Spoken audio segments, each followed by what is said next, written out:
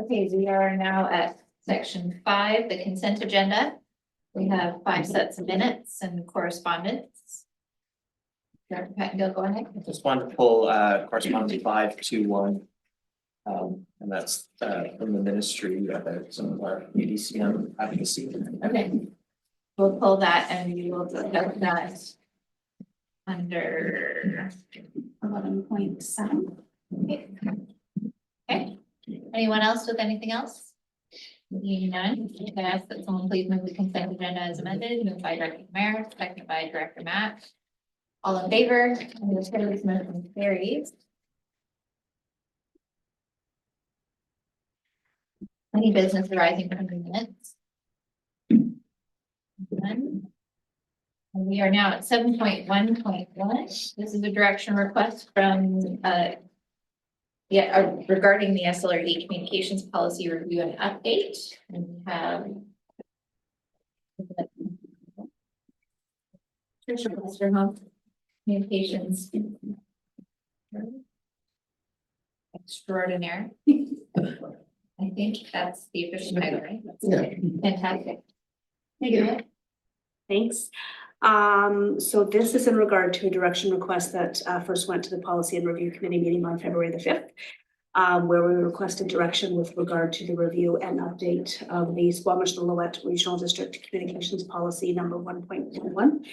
And the policy was first adopted in 2003 and subsequently amended in 2006 and again in 2014.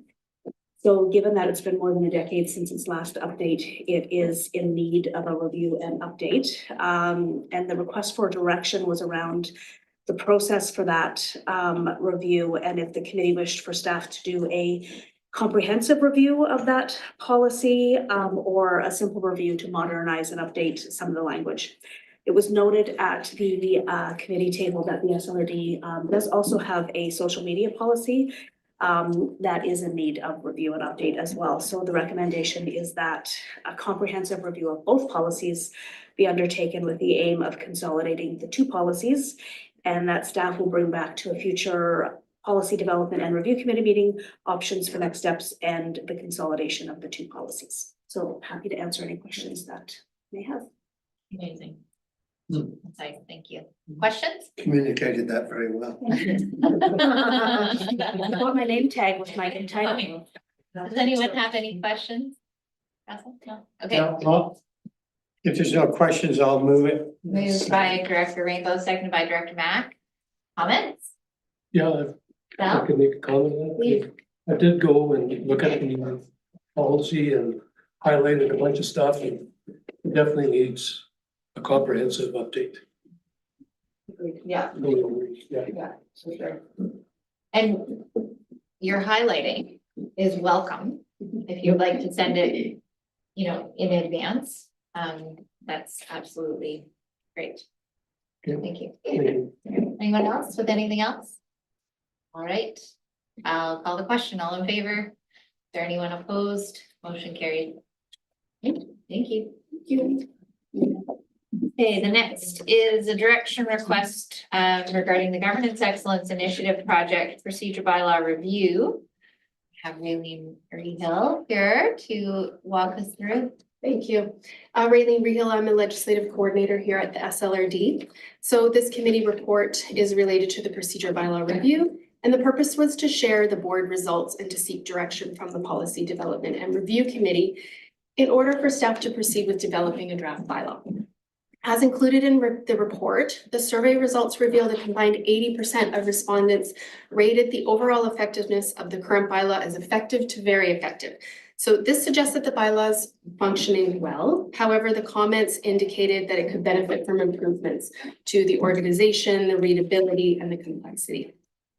To address the comments, staff recommendations focused on reorganizing the bylaw, using headings and subheadings, simplifying and modernizing language, and enhancing clarity to ensure it reads in an accessible and an understandable way.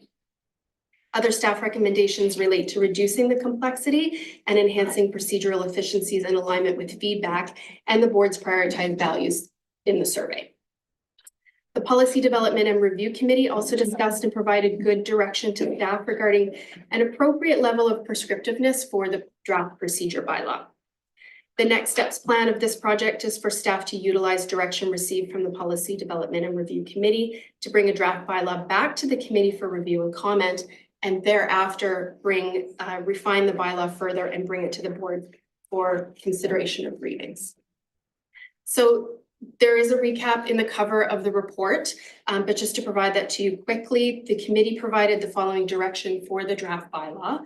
To include an opportunity for nominated candidates to address the board before an election of chair or vice chair, to not include a new provision requiring the position of chair alternate between an electoral area and a municipal director, to maintain the current approach and bylaw provision for late agenda distribution, to not include the director's reports provision in the draft bylaw, but to add new language to the existing notice of motion provision to detail how the director, the corporate officer, CAO, and chair will collaborate to set a meeting date for an item, to not reference a specific lunchtime in the draft bylaw, to rearrange how the agenda order is set to have delegations and time staff reports earlier in the meeting, however, without specifying a specific time in the draft bylaw, and to include speaking times when a motion is on the floor.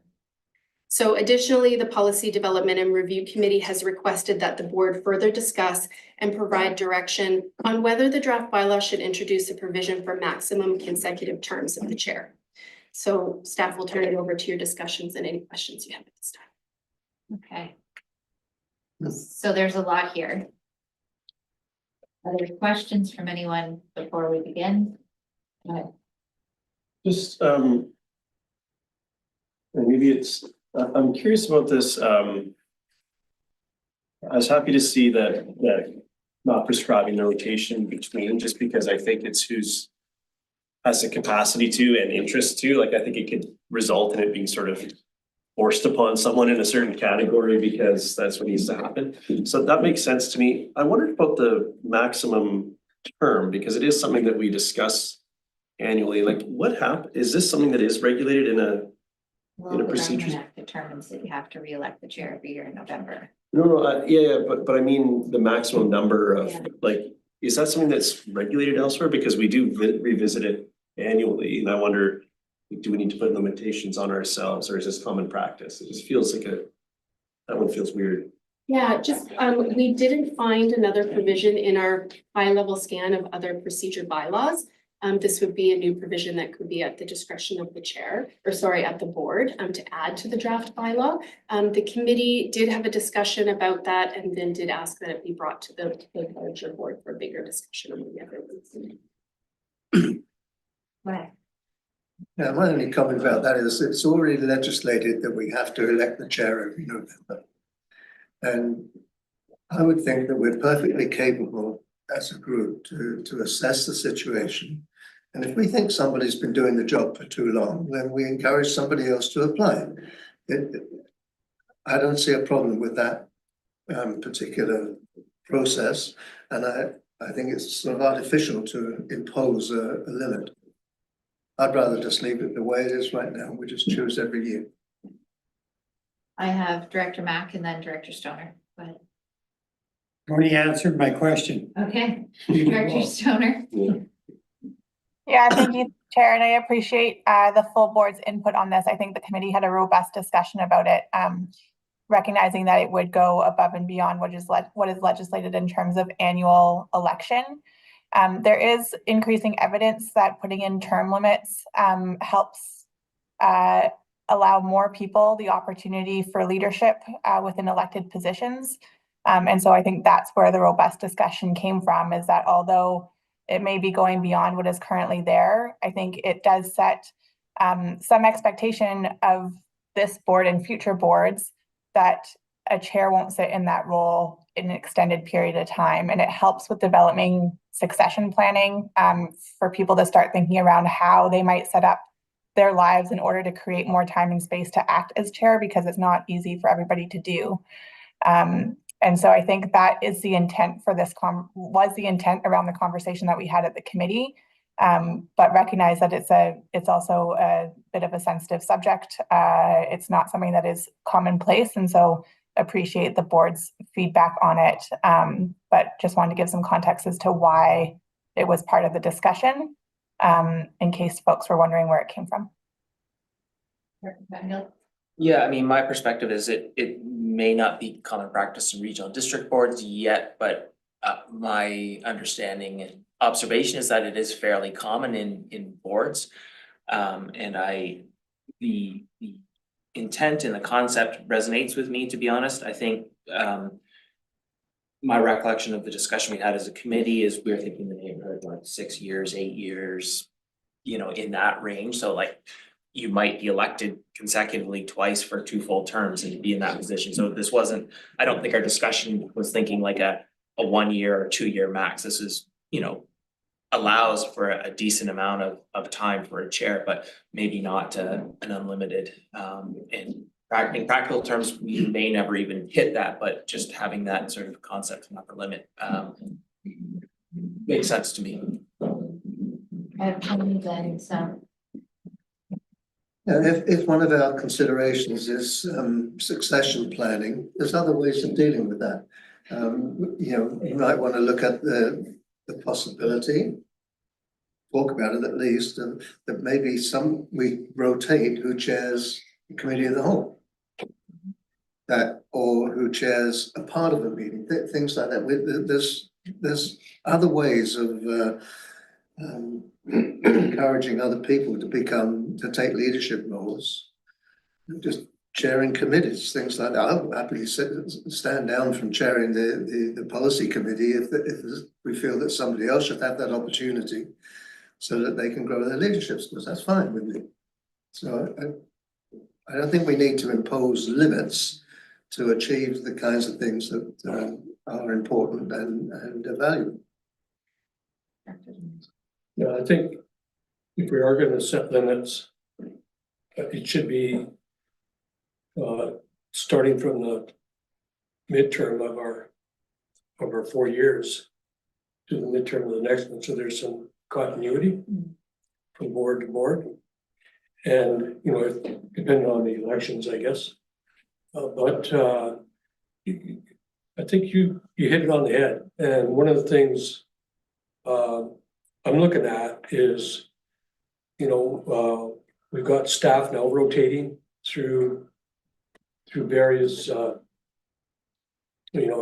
off of the CAO, where I'm looking at the agenda planning and that whole aspect of what a chair does, and not being able to see what actually takes place during those processes, and looking at a method to take us as a group and rotate through, actually sitting in on one of the agenda planning sessions.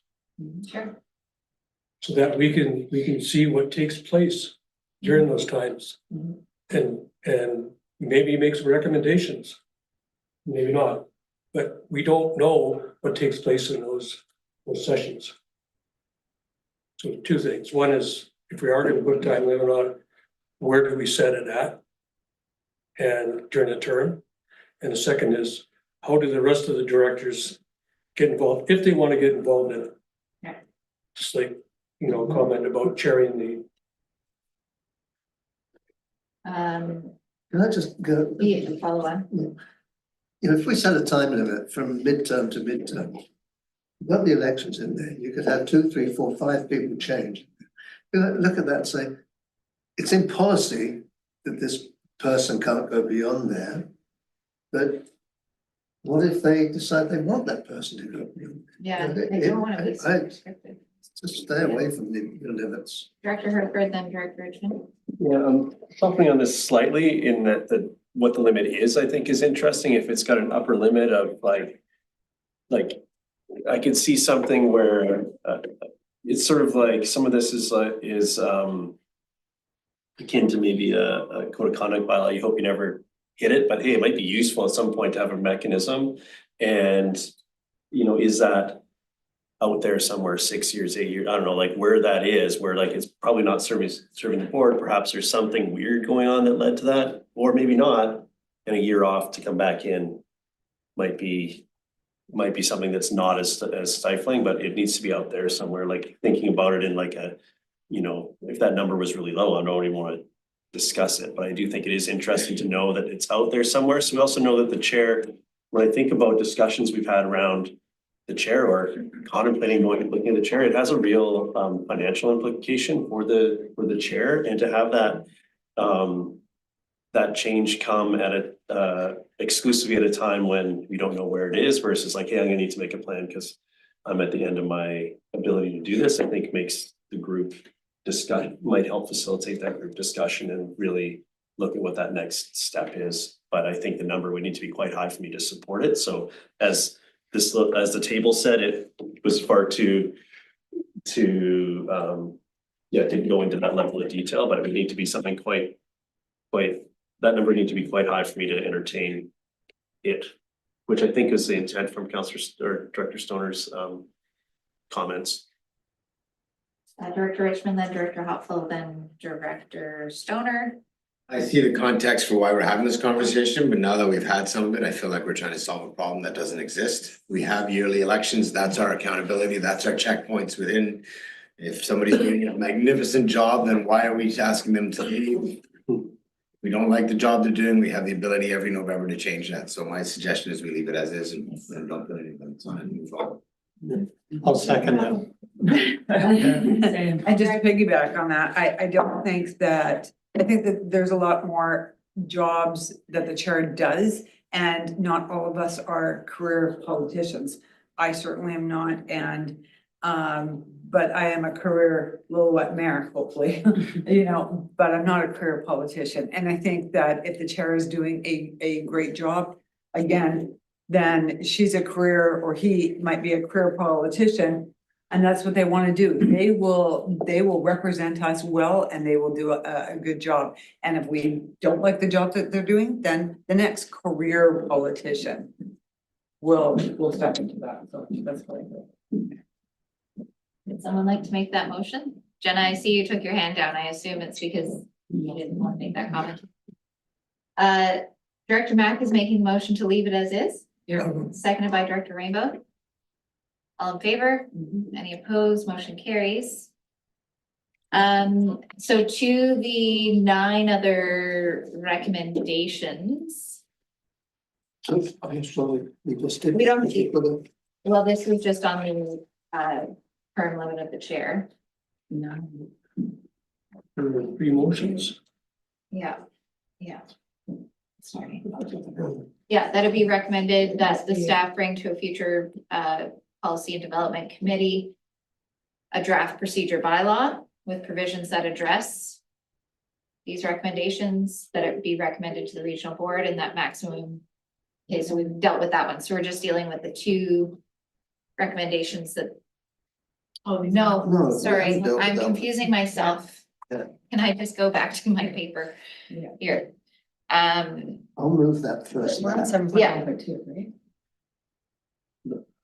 What do we? So all of these 9 recommendations are outlined in the charter, but the bylaw be adjusted to reflect the 9 recommendations. If the table has issue with any of the recommendations, this would be the time to discuss. Yeah, so one that I find really interesting in here is the time limit on how long we talk about a topic.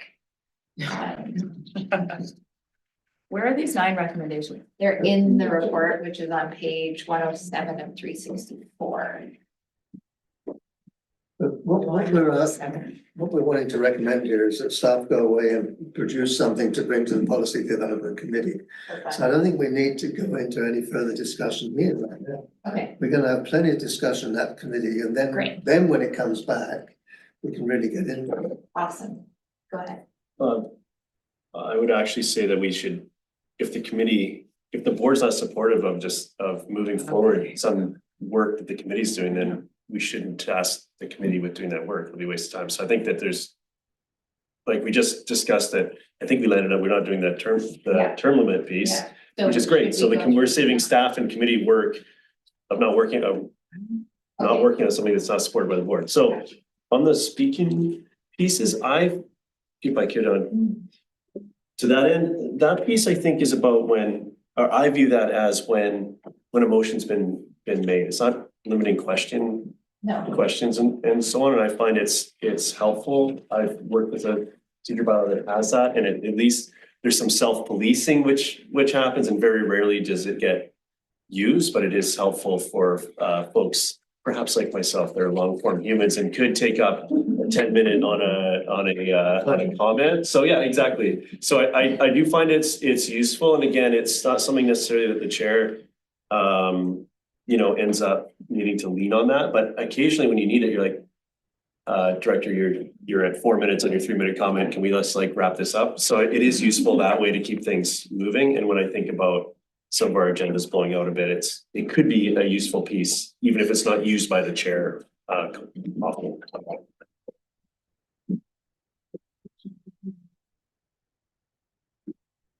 Okay.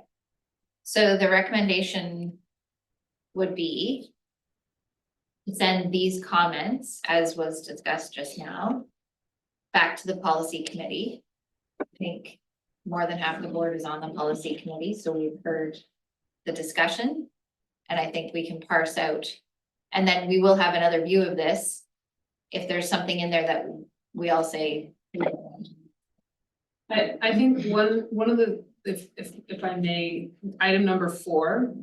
Regarding the director's reports not being included in the procedure bylaw would be work. If there's an opinion here from the table about that would be helpful, because the work would be to remove director's reports from the draft procedure bylaw.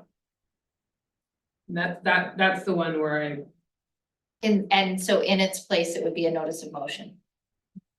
And so this would then, it's a pretty significant change from how we currently do things, because the area directors send in their director's reports when they receive many different, like, this isn't just, a bylaw revision, this is how policy should be revised, and so I think there's just, is anyone interested in removing this from the procedures bylaw? What was the discussion at the I don't committee remember, level?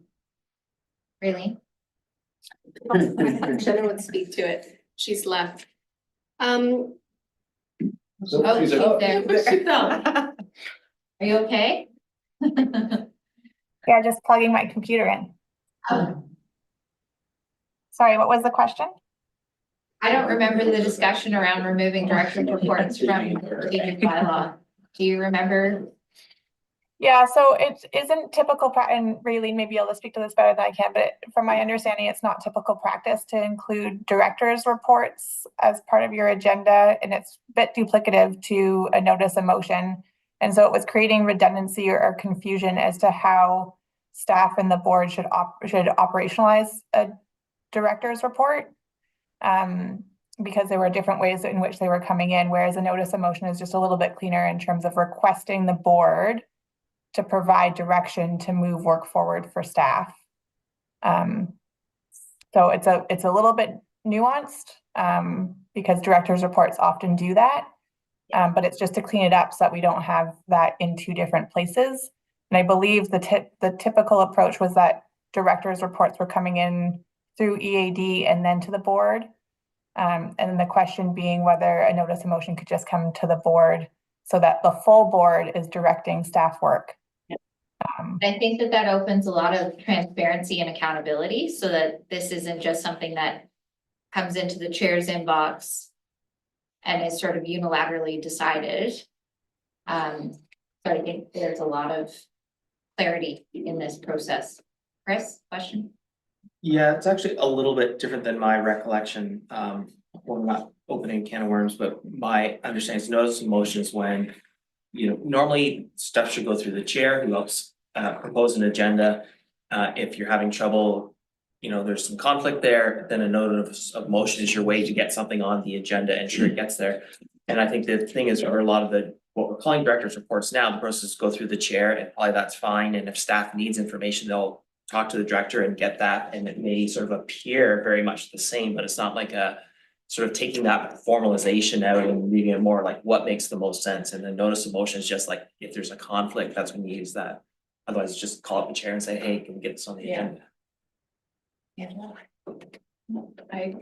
agree with Director Penfield's recollection of that conversation. And again, we have done a scan of a number of regional district and municipal procedure bylaws. And this is one that we couldn't find where there was director's reports. So while we understand that there was probably a reason back in the day to put it into the procedure bylaw, we wanted to ensure that the board had an opportunity to have this discussion, because it was one that bubbled up to the top during the survey as well, where there were a lot of questions as to why is it there and what is their purpose. So that's when, as Director Stoner mentioned, we looked to director's notice of motion as a way of bringing that forward and ensuring that there was language in the procedure bylaw that when directors do have business that they're wanting on the agenda, the conversations are happening early with the chair and the CAO. So we ensure that it's fitting on the right agenda, be that a committee or a board, or if it's staff work that's already happening and there's a future report that staff are bringing that may answer that question, or that the CAO can ensure is encapsulated in that future report that's coming. So Perfect, thank you. I have Mike then, I'll go to you. Yeah, I think the important thing is that there's a mechanism, and that sounds like part of it. I don't know if it's the full mechanism for directors, EADs, to be able to get some of their items of importance onto an agenda. I find the director's report a clumsy mechanism. I find it can hijack the agenda. It's written in first person by the director, makes it difficult or awkward to maybe have a debate around it or a discussion. So I feel like that's not the right way to get directors' priorities or thoughts or agenda items recognized. Notice of motion, as Angela just explained, is I think one part of the piece, but I would like to see them removed. I would also like to make sure that there's a comfortable mechanism for EADs to get those items to the chair and the CEO to get them on agendas. So as long as that's being answered, and maybe that can be taken to the policy committee at this point, I personally would like to see them removed or make sure that there's a discussion around how that happens. Okay. Tony and then Armin, and then we'd like to get to. Sure. First of all, I'd like to say, 10 plus years, I've never had a problem getting something on an agenda. So Right. I'm quite happy with how we do that. Second thing is that when I started, I had some questions and I was told, write a director's report. I have no idea what they were. So I just started doing things, director's report, the area D to, and so on. I don't care what we call it. You can say, I mustn't use the term director's report ever again. That's fine. I'll send you a memo, or I'll send a letter, or I'll just send an email. I'm not shy, so we'll if you want to take that name out and not use it ever again, that's fine. It's more the process, so I think this will clarify the process and make it easier. Armin? Well, I'm just supportive of this direction. I've found that mechanism just never quite sure how to engage with it, especially when I first arrived at the table. And I think that I want to be clear, though, the support of moving this out is to like actually improve outcomes for the concerns of area directors, not to like, I want to make sure that this is like, that's what this is. This isn't about, you know, taking silencing voices or anything about that. It's about providing clarity so that the concerns or whatever the matters are that would contain there are addressed in the best way possible. And I appreciate this direction that we're going to that end, which I think is important. Okay, so we are, I think there's a lot of commonality in a lot of the comments that have been made here. I think we can send this away and have it come back to the policy committee. And what has been talked down will be removed and we will have this discussion again. Hopefully focused. I see you. And I've lost my train of thought. Go ahead. Well, actually, I was gonna test moving that staff take the feedback and draft an update and bring it back to the board rather than the committee. Second, if I would speak to it. Do you want to second that? No, I got a question. Okay, go ahead.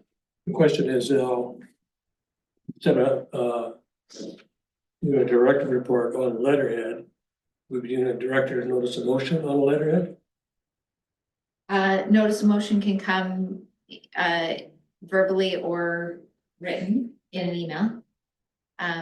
Yeah, I think we want it written. I don't think there's technicalities around letterhead or not. Because for the sake of the notice of motion, typically you could just say right now, I have a notice of motion and it has to be voted on by the board. I think for the clarity for the board members to know what your intention is, to have it in writing is the preferred method. So that we're not interpreting what you're saying. I like the intent of it. Especially when it comes to a request for staff for a report. And that they may be working on and it's coming. And, you know, that whole concept.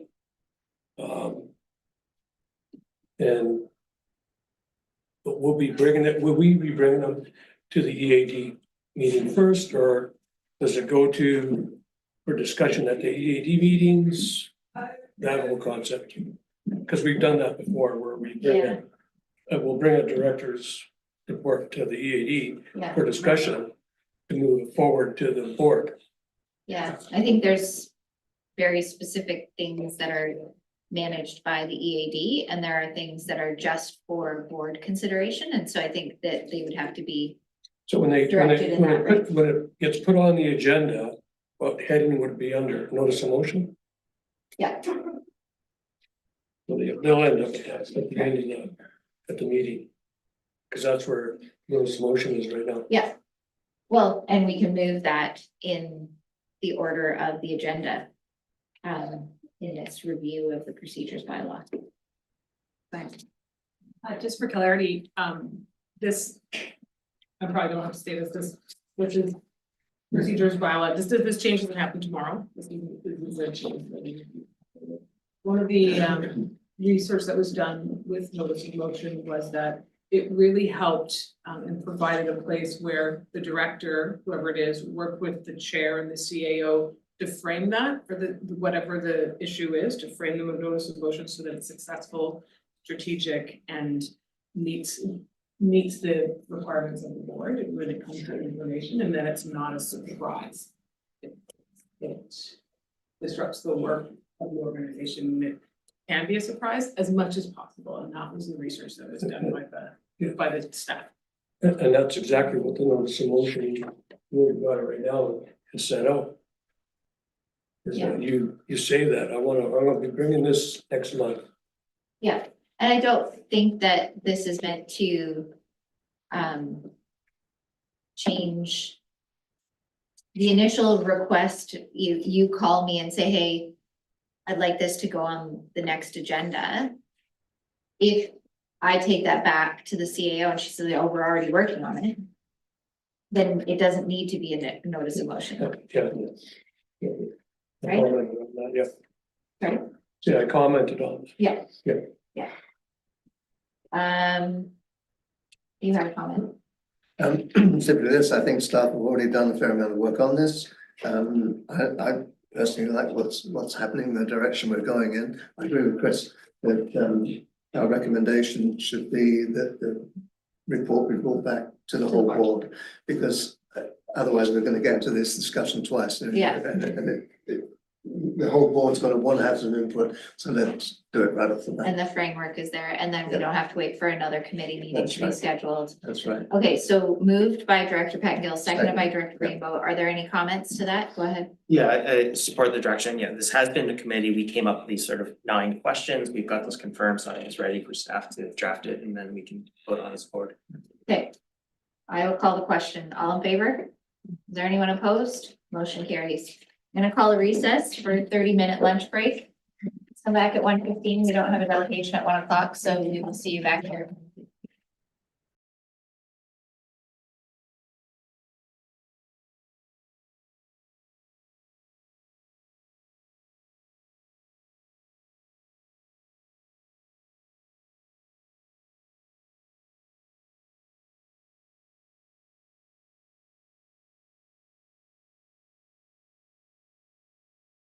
Okay, we're calling this meeting back to order. We're in 7.2.1. We're looking at a request for decision for the Canada Community Building Fund, Community Works Fund, project funding request. Are you here to answer questions, or did you have? Yeah, here to answer questions if there are any. I'll move this. Great. Any comments or questions before we jump too fast? I mean, as efficient as we can be. I see no questions, so I will call the question. All in favor? Is there anyone opposed? Motion carries. Thank you. Thank you. 7.2.2. Britannia Beach SLRD Area D EVP application, and we have Ms. Stewart. Hello, and we have Ms. Katerniak. Hello. Hi.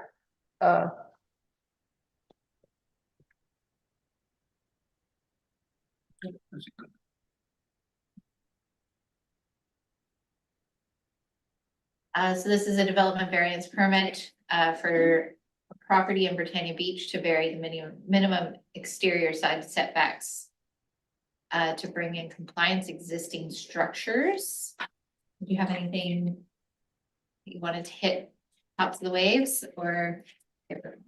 Thank you. Through the chair, I'll let Ms. Katerniak speak to the application. I can support as needed. Awesome, thank you.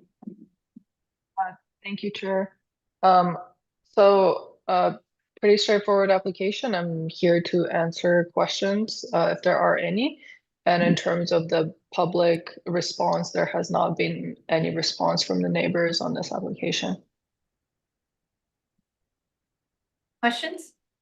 No, a comment. This is the playground. Right. On our land in Britannia Beach. I'll move this, whatever I need to move here. Okay, I'll second. great. Comments? Seeing none, I'll call the question. All in favor? Is anyone opposed? Motion carries. Thank you, Ms. Katerniak.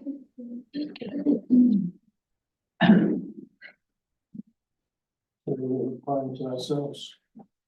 Lovely. Yeah.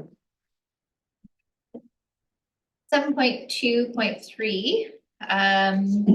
This is a request from Director Birch Jones. I'll turn it over to you to speak to your request. Director Birch Jones. Thank you.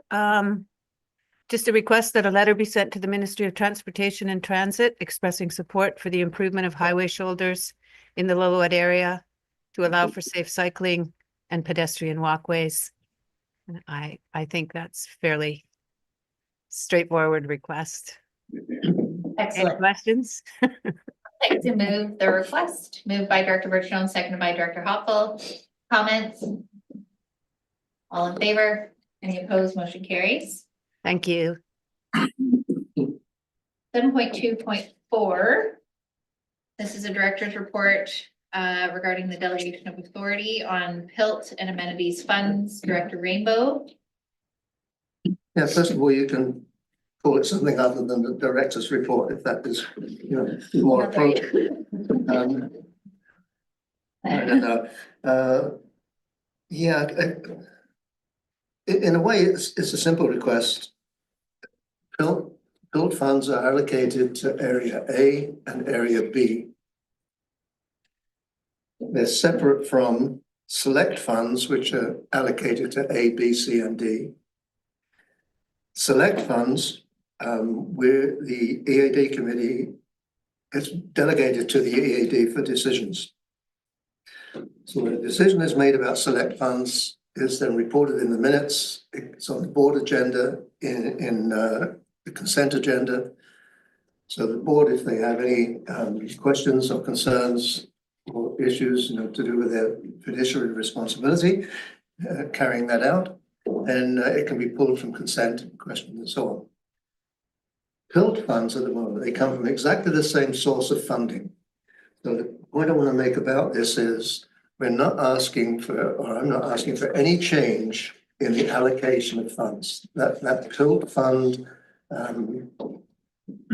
policy is in place, and the board made decisions about how PILT should be allocated, That's done, it's dusted, we're not suggesting any changes to that. It will be reviewed at an appropriate time, but that's a separate question.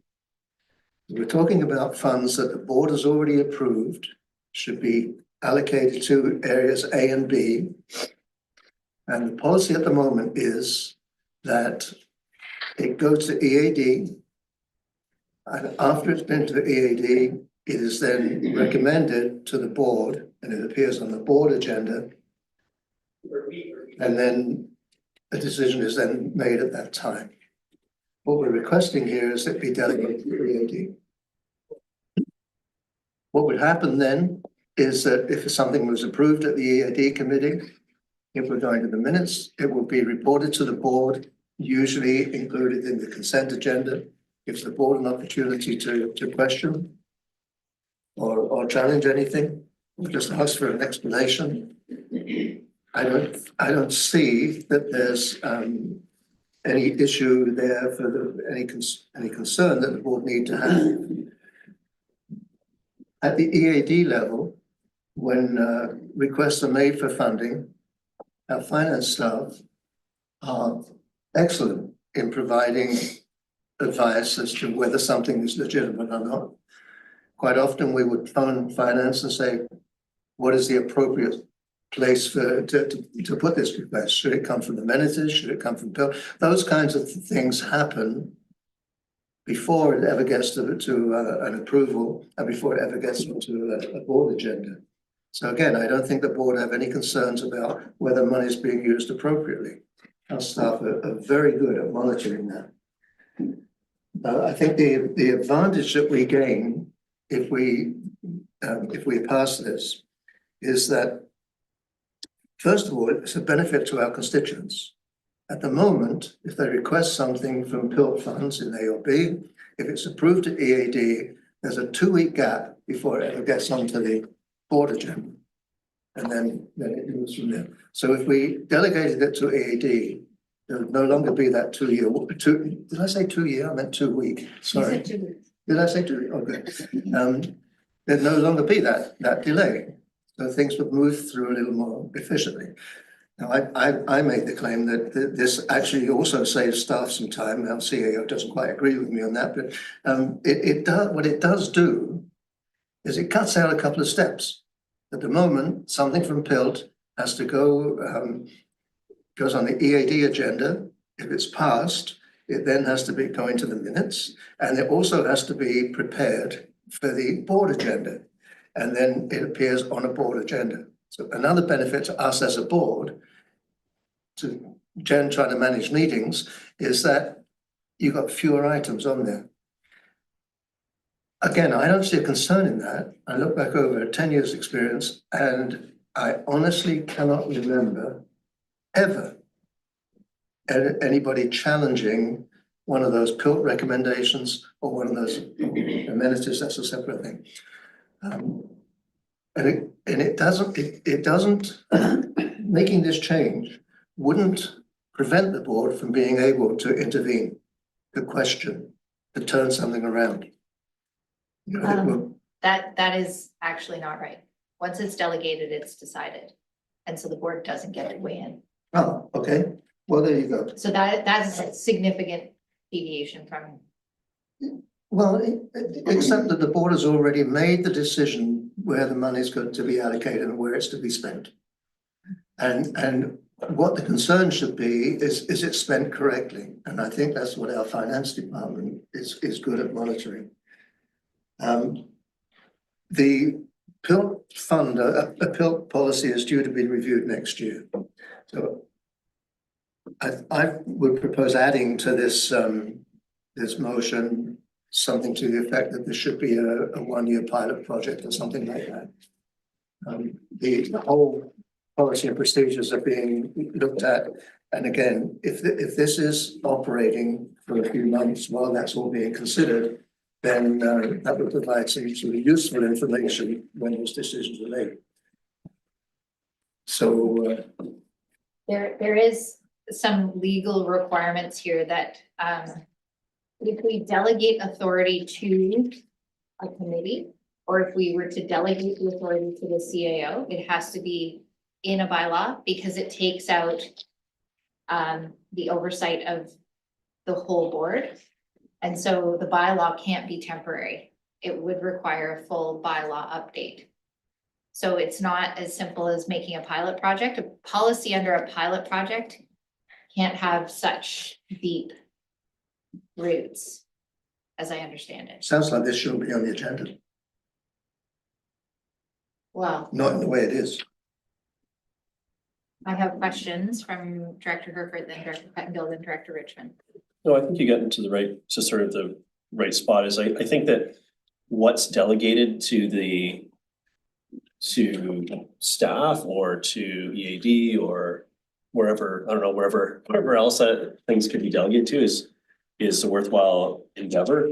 The rationale here, I think, mostly makes sense, except for the fact that once it's delegated, so then we might be able to pull it and say, hey, I disagree with this, I'm not happy with this, you know, like the outcome, but then by then, to actually have the 2-week faster piece, like if there's a delegated decision, then it can be action, and by the time it gets to the board, it's the checks cleared the bank, and you know, like it's more of a monitoring thing, and that might be appropriate in this case.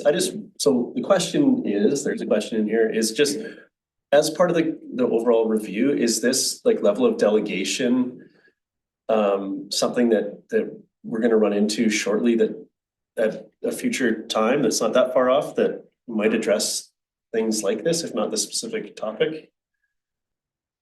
Like, is that something that we're looking at? It feels like. There are, Director Rainbow mentioned that the policy on PILT is being reviewed. It's part of that bigger work plan, But but delegation. to me, it's like, it's not PILT, isn't that PILT work about, I guess, managing those funds, but acquiring it, like, so to me, it's a separate piece, like the decision's on them.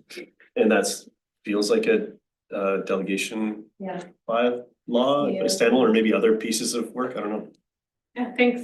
There's been quite a few topics that have been talked about when it comes to the governance review, and the approach has been right now in a more organic way, where the topics are being voted on and weighted by the group at this table. Delegated authority was discussed at one point in an overview of what it is and what it should be. So it can be part of that. The board at this point is driving those topics and which one to talk about first and which ones to address first. But it has been mentioned. I'm gonna be really open about this. The staff are here to do at the will of the board and believe in the democracy of the board. And anything can be done within the legislation, which is within the charter. At this point, staff don't see the benefit. Don't save time. There's no savings of time. Maybe 20 seconds of changing this. I would say that the finance upfront department has a lot of good work being done in order to vet these. The finance department has continuously said that the follow-up of spending, the accountability of spending, the contribution agreements, there's a lack of oversight there. And their concerns would broaden if delegated authority wasn't being elected officials. The checks and balances, their comfort in this checks and balances, I'm interested in. I think that's probably, I think the only other data point is you're trying to think, what kind of data points are we talking about here? PILT sometimes is significantly more money than select when it's chosen. The average is about 15,000 to 20,000 for each spend. But at that point, that's where we would love to have a very robust contribution agreement and follow-up accounting and reporting, similar to PDIF and those sort of qualification processes that we have for PDIF funding. And that priority would be embraced. However, we do have a long list of bylaws and policies that have been agreed on to review. And this one is on the list later down the road. And if it was going to be prioritized, I would ask what comes off the list. Director Pettengill, then Director Richmond. I was gonna ask something similar, because my recollection is we approved to do terms of reference for the EAD committee, which was fairly light, and that we were coming back as part of, my understanding is a discussion probably at the governance committee and eventually the board about roles and so on. And so delegation of things like this was to be part of that. And so I was sort of wondering why we're pulling us out of that discussion. For me, it seems weird. For me, it seems like it should be part of that whole discussion. We may end up, in my mind, delegating a whole lot more things to the EAD committee or the same or different. I don't know, but it seems like should be a holistic discussion, which to my mind was on the near future plan. Thank you, and I agree. I think this is being pulled outside of a larger discussion and should be addressed in that discussion. Yeah, I think that, I definitely support that it's part of the larger conversation and it sits there. My gut reaction on it is this is a safety measure both for the electoral area director and for the regional district in that, you know, you guys, the EADs have this cool sort of ability to have their own funds that you apply where you see your community needs it. I can't spend a dime as the mayor without going through a whole bunch of processes. Whole different program. I'm aware of that, and that's what I'm describing, that it's a different program. It is. But that I believe there should be a level of oversight. I agree with Director Rainbow. I don't think I've ever seen a request turned down or challenged. But having the process allows for that oversight, protects the electoral area director. If somebody were to walk into one of your roles and choose to spend a good chunk of, let's say, PILT money in one direction that they believe is the most important direction, and it's maybe not the best for their community, it could provide that rare opportunity where the oversight goes, hey, let's talk about this as a board. To me, that is part of what this construct is about, is setting up a framework so that the rural areas can have the governance they need and funding that they need, and doing it in a way that has some checks and balances. So my gut is, you know, for the protection of both the director and the organization. I don't think it's a great direction to go, but I'm happy to keep talking about it in the bigger conversation. Yeah, I agree. It's part of a larger conversation and no problem. I was looking at it as possibly something that we could implement right now. If there are reasons we can't, then we can't do it. The other thing we should consider, of course, in this whole thing is, why is it going to EAD in the first place? If we discuss it there and then it's got to come to the board, why have the two steps? Just put it straight on the board agenda, and then we can have the discussion right here so that you can participate in it. So I think it should go one way or the other. So we can consider that at some future time. Director Mack? No, that concept I totally disagree with. Things like that should go to the EAD first. We discuss it because it's to do with our areas. And we either say yay or nay, and then move it on to the board the way it is now. But just to send it to the board, we may as well do away with the EAD committee, because we can start passing everything to the board. And that's not what it was intended for. Well, I think So I don't agree with that. I think to your point, though, a middle ground is that it comes to the board and the area director affected or the other area directors that have common interests make those comments and get the board to support it. And it's probably a fairly quick conversation, but rather than it happening twice. I don't agree with that, because right back to what I'm saying, more of the ability of the EAD to represent our constituents is now being taken away. It is more of the sort of the decision-making process. Like there are certain things that should come to the EAD, be discussed, be moved on to the board, and then discussed again or not.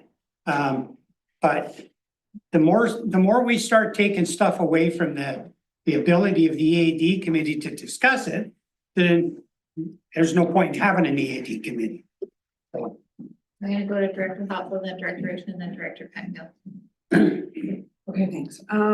So I think with the EAD, all of these should go through the EAD first, but Like I know as mayor, it has to go through the mayor and council on that process, but it is going through the EAD and that process. I feel like that's their, not mayor and council, but there's 4 of them there and they're all responsible for that money. So I would rather see it go to them and then come back to us as information.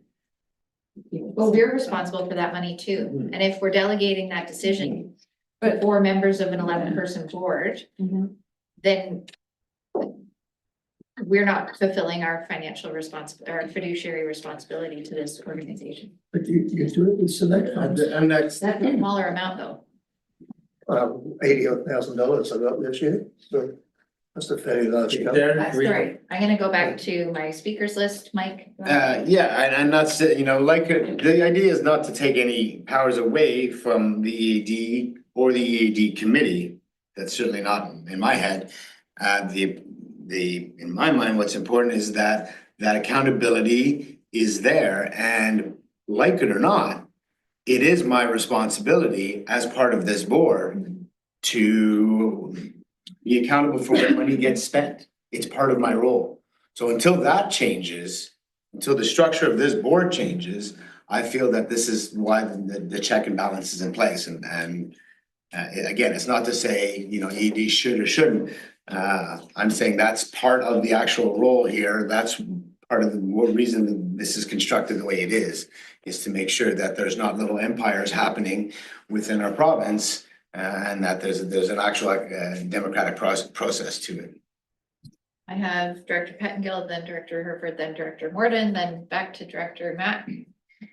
Maybe I'm premature. I mean, I feel like this is gonna require some discussion, and that we have a process. So I was gonna test referring this to the sort of ongoing process about roles and so on.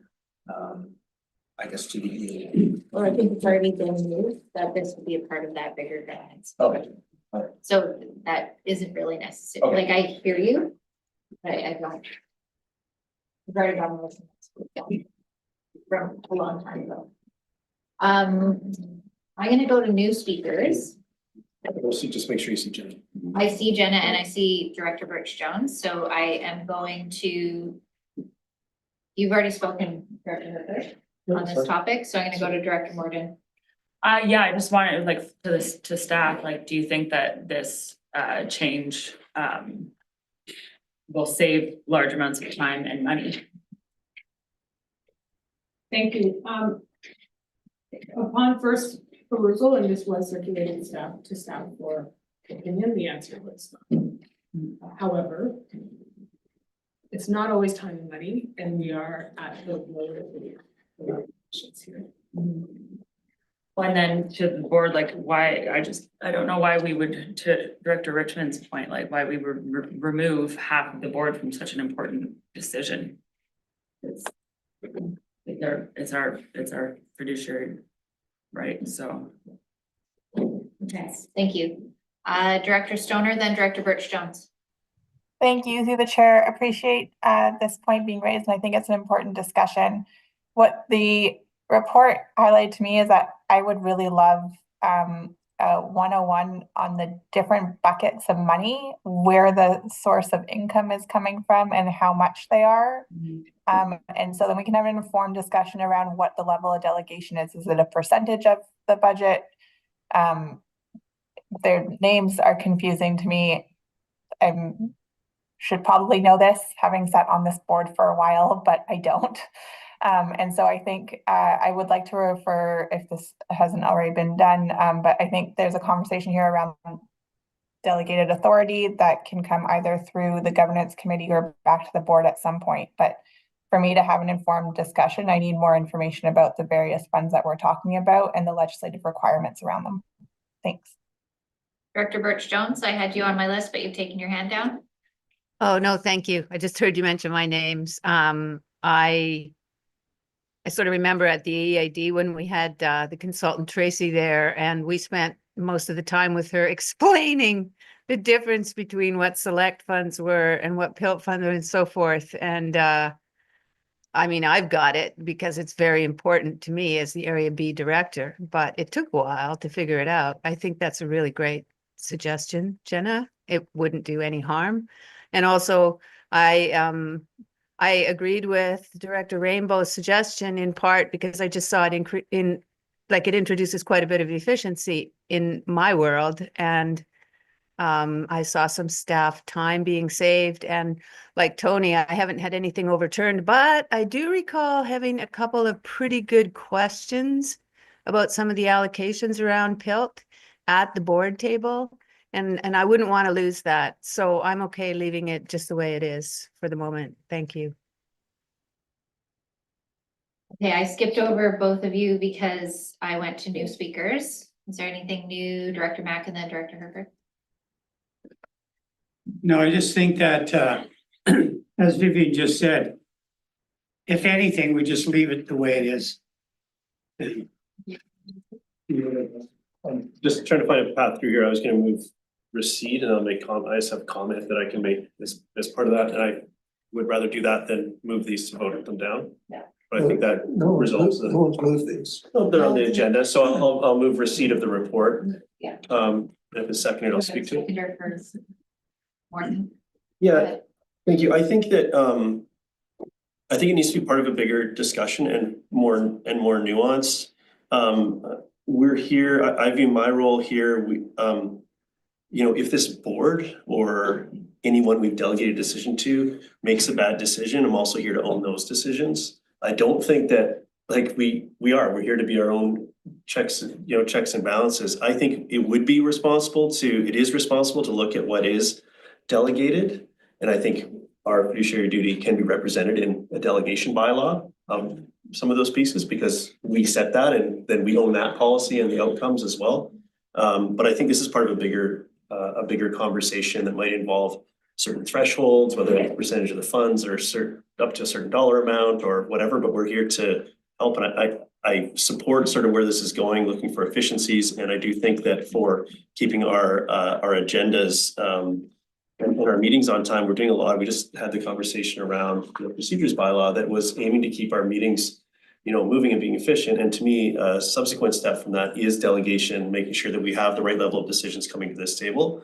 And I think that entertaining a delegation piece makes sense. It did make me think a little bit about where minutes from the EAD could be. Should they just be on the consent agenda so they flow through, or do they come out as their own recommendations of? Like, there's other ways to achieve some of these things, and I think it lives elsewhere rather than this one off. So, but thank you for the discussion. It's been great. Yeah, I think it should just stay the way it is. If we take out more things from the EAD agenda, sometimes an hour and a half. I'm driving 7 hours in the winter for those meetings. So forget about it, start doing Zoom. Yeah. The more you take away, unless it's worth it for me to drive that distance in the winter. Yeah. And you know, the summer it's a different story because I can go with early. So I like the idea of it coming to the EAD. You see, we got some community works fund recommendations from the EAD meeting. That's the way I think it should be, and that's the same thing for the PILT. Recommendation from the EAD. All the PILT funding should go first to the EAD meeting so that we can have a fulsome discussion on it. Now we make a recommendation to the board. Thank you for that, and thanks for everyone's comments. I think this was a really healthy discussion, so glad we had it. We have a motion on the floor to receive. I will call the question. All in favor? Is there anyone opposed? 7.2.5, a request for funding from the Pemberton Valley Snowmobile Club to Area C amenity funds to help with a compostable toilet installed. Moved by Director Mack, seconded by Director Richmond. Comments? All in favor? Any opposed? Motion carries. The Pemberton Valley Diking District Emergency Management Committee. This is a request that the SLRD enter into a 3-year cost sharing agreement with Pemberton Valley Emergency Management Committee partners for $33,200. spread over 3 years as laid out. Coming from Area C Community Works Funds based on eligibility, moved by Director Mack, seconded by Director Richmond. Any questions or comments? One, Sure. it lists two things there, either community works, gas tax funds, and or area C amenity funds. Just wondering which one it is. Well, hopefully it's community works funds. That would be my first priority, right? That's the way we, I don't think it would work. if it doesn't qualify, then we use amenity funds. Right. Yeah. Okay. Any other? Just going to just let you know, the villages signed on as well. This is a partnership thing through our PBMC and everybody's on board and supporting. Thank you. Call the question, all in favor? Is there anyone opposed? Motion carried. Just a question, just what does reporting out, like, I'd love to see how that one, I'd say this one, but just things like this settle out when there's an uncertainty there, like, we just, at some future date, this will come to us through something. If we see it accounted in our postmortem of the budget as it's spent. Like, yeah, just, 33,000 lines. it's just not often I see an and or. I'm supportive of the initiative and all the rest of it, but just when there's an and or, Yeah. I'd like to know, just to have it in somehow, but I'm not gonna make a motion to that effect or anything. I don't want to derail the process, but it doesn't happen very often, so. Go ahead. Yeah, there's three, we have three, like I have in Area C, I've got 3 pots of money.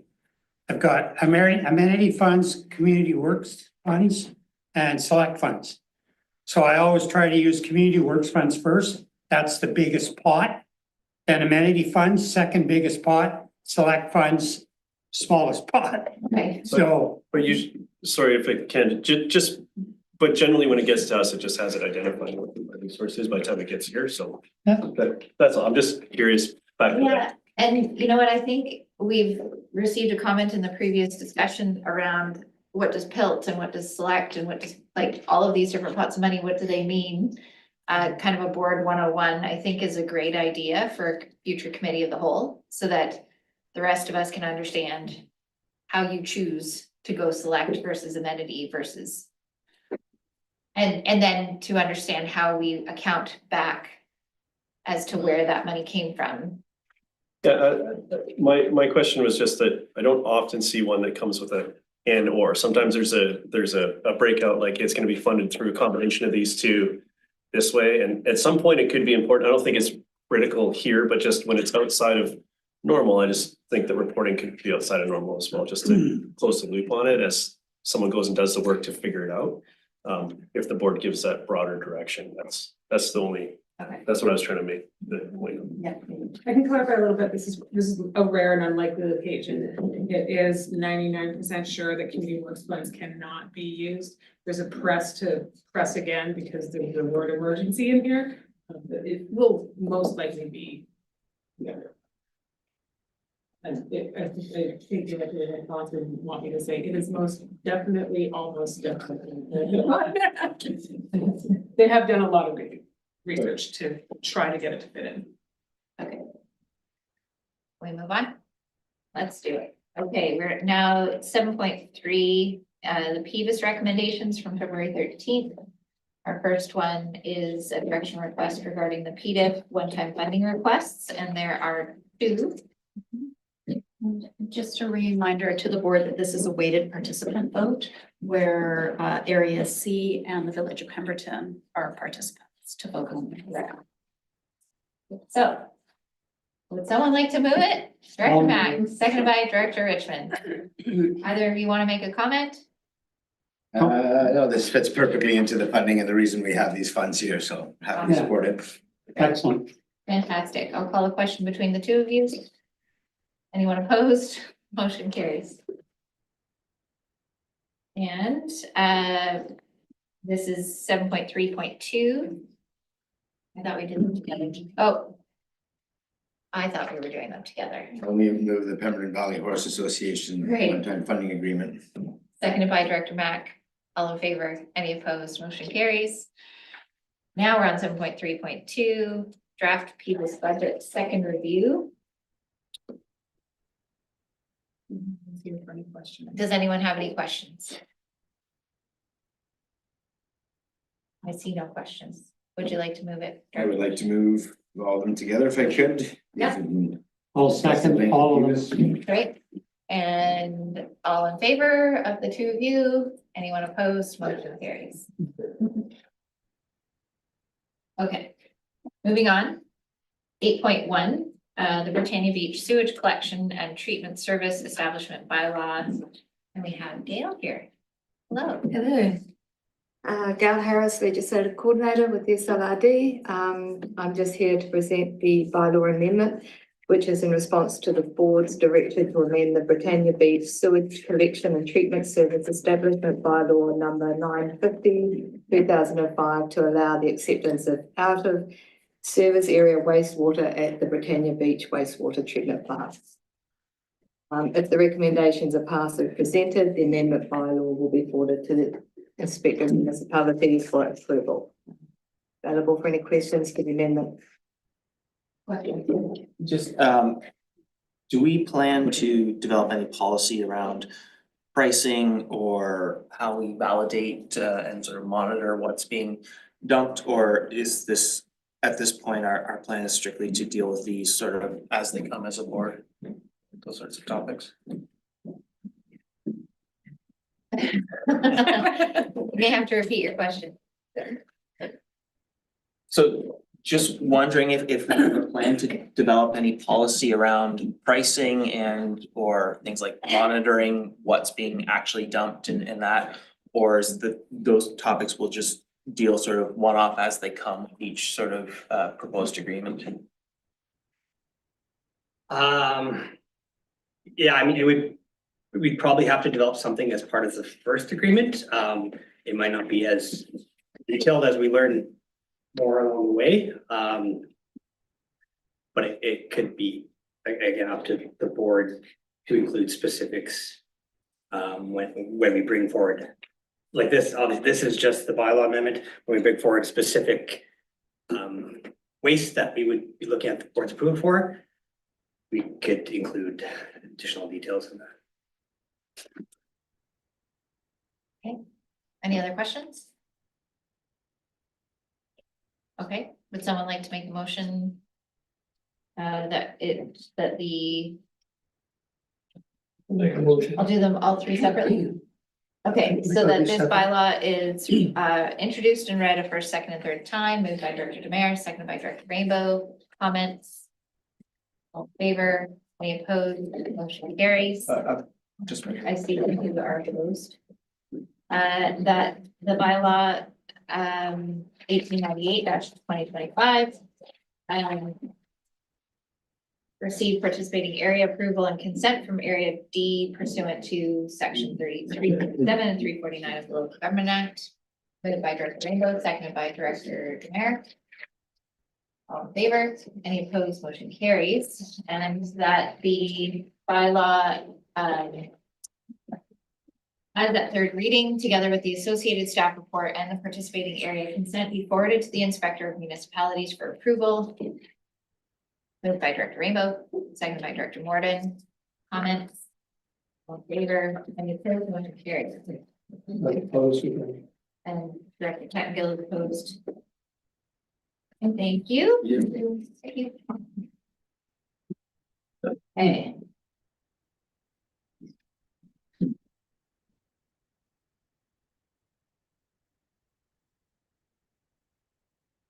Logan. We are on 8.2. We are talking about service establishment amendment bylaws. There are. Six. Sorry. They can all be Can go together. together. And these are adoptions of bylaws that have already received first, second, and third readings in previous meetings, moved by Director Demare, second by Director Rainbow. Did anyone have any questions before we move this on? I see no questions. I will call the question. All in favor? Is there anyone opposed? Motion carries. Thank you, Paul. All right, 8.3.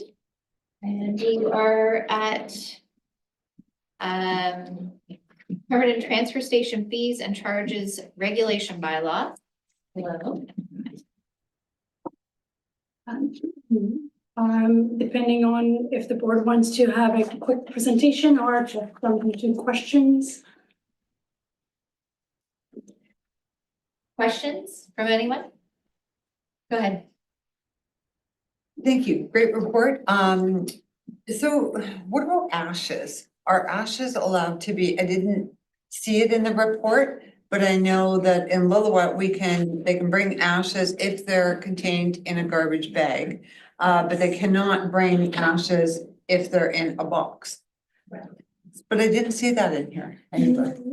No, through the chair, you're correct. It's not in that bylaw. We only amended the schedule of the bylaw, so I didn't add anything about ashes.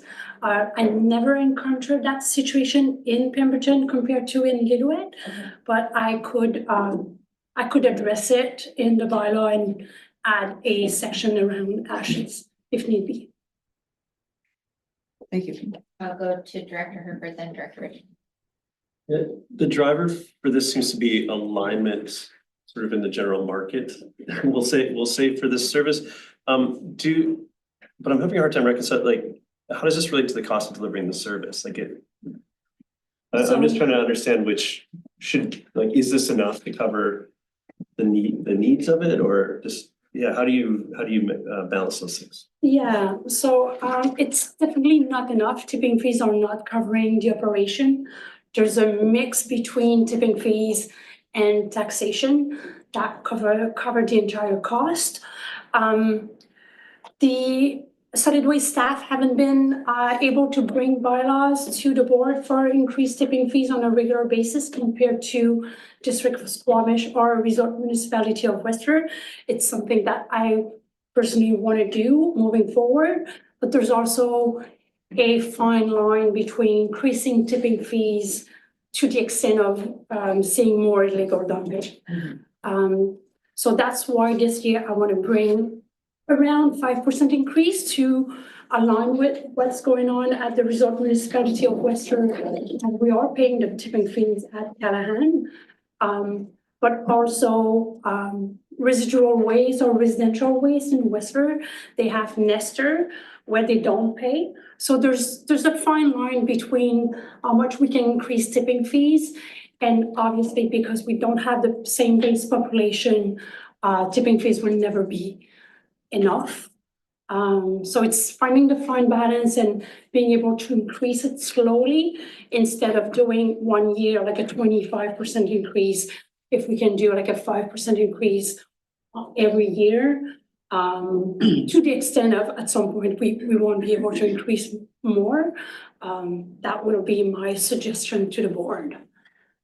Yeah, thank you for that answer. I think just generally to that, I'd like to have that more fulsome discussion around like what's the comfort level of that taxation piece, and does this address those concerns? It just feels like I'm content with with this and that explanation, but there's also the cost of providing any of our services doesn't necessarily wait for our fees to catch up, and then taxpayers bridge the gap. I think we need to make sure we're doing whichever piece of that intentionally to balance out. There's likely more than 2 or 3 interests in this, like all the interests. So just wanted to flag that, but thank you. You'll see in the PVIsh budgets, there's a substantial increase to the taxation on this service. So it's going both sides. Staff is approaching from both sides, but it's one of the biggest increases in the PVIsh budget is the waste one.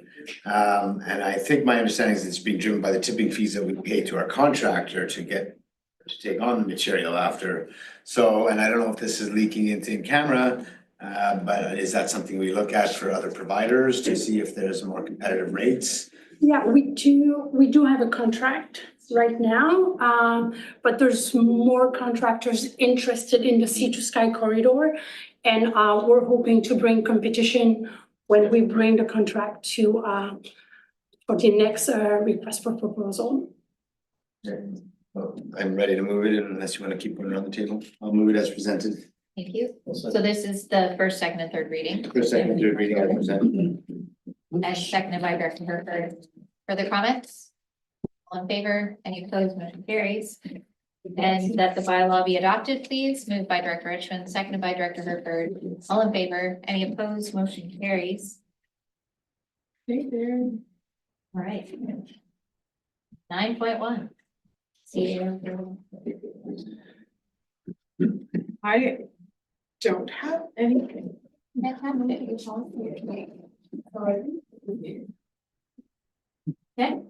9.2. We have staff here to answer any questions. I think this is a pretty good update.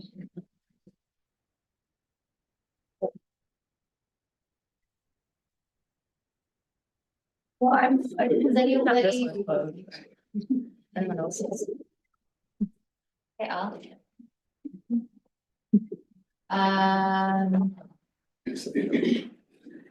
Okay, does anyone have any questions about the report as was presented?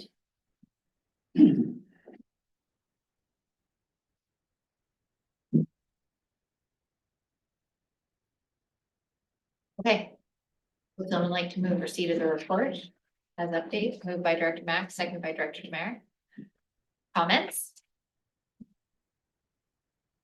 This has been, yeah, this is a great report, and we look forward to the ongoing progress of the project. It's exciting work. With that, I see no other hands, so I will call the question. All in favor? Is there anyone opposed? Motion carries. And 9.3 is a request for approval to issue invitation to tender for construction services regarding the Catalina Creek debris flow mitigation structure project. Director Mack.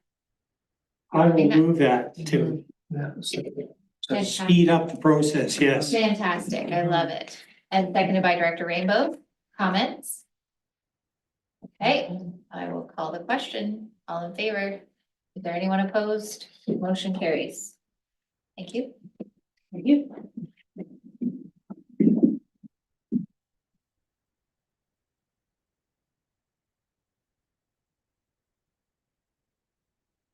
Five minutes.